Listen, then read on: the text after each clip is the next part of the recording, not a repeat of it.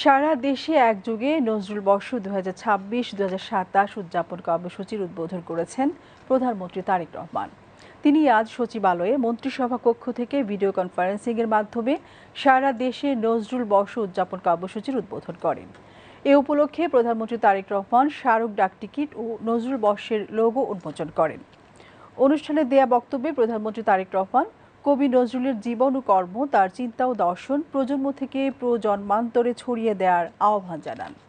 প্রধানমন্ত্রী বলেন, বর্তমান সরকার এমন এক রাষ্ট্র এবং সমাজ বিনির্মাণের লক্ষ্যে কাজ করছে যেখানে ধর্ম বর্ণ নির্বিশেষে প্রতিটি মানুষ নির্বিঘ্নে নিরাপদে বসবাস করবে।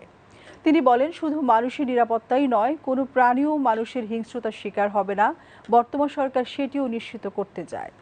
তারেক রহমান বলেন, পরাধীন পর্যুদস্ত পরাভূত জাতির ভাগ্যাকাশে নজরুলের আবির্ভাব ছিল আলোকবর্তিকার মতো। নজরুল বর্ষ উদযাপনের মাধ্যমে দেশে বিদেশে জাতীয় কবি সৃষ্টিকর্ম নতুনভাবে মূল্যায়িত হবে বলেও আশাবাদ ব্যক্ত করেন প্রধানমন্ত্রী তারেক রহমান। কাজী নজরুল ইসলাম আমাদের জাতীয় সাহিত্য সংস্কৃতির ইতিহাসের এক অবিস্মরণীয় নাম।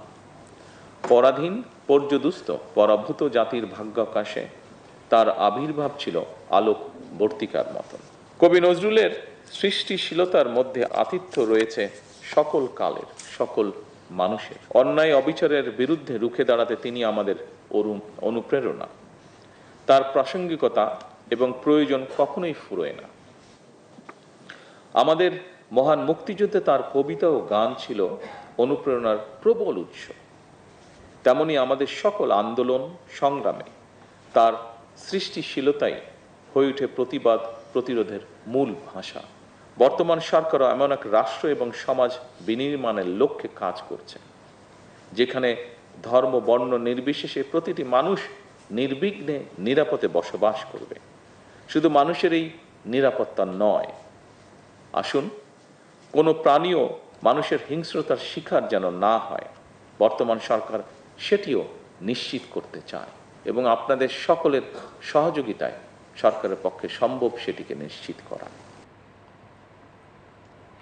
সংস্কৃতি বিষয়ক মন্ত্রী নিতাই রায়চৌধুরীর সভাপতিত্বে অনুষ্ঠানে প্রতিমন্ত্রী আলী নেওয়াজ মাহমুদ খৈয়াম, প্রধানমন্ত্রী তথ্য ও সম্প্রচার এবং সংস্কৃতি বিষয়ক উপদেষ্টা ডাক্তার জাহিদুর রহমান, মন্ত্রিপরিষদ সচিব নাসিমুল গনি ও সংস্কৃতি সচিব কানিজ মাওলা অন্যান্যের মধ্যে বক্তব্য রাখেন। অনুষ্ঠানে দেশের নজরুল গবেষক, শিক্ষক, কবি, সংস্কৃতি কর্মী ও শিল্পীরা অংশ নেন।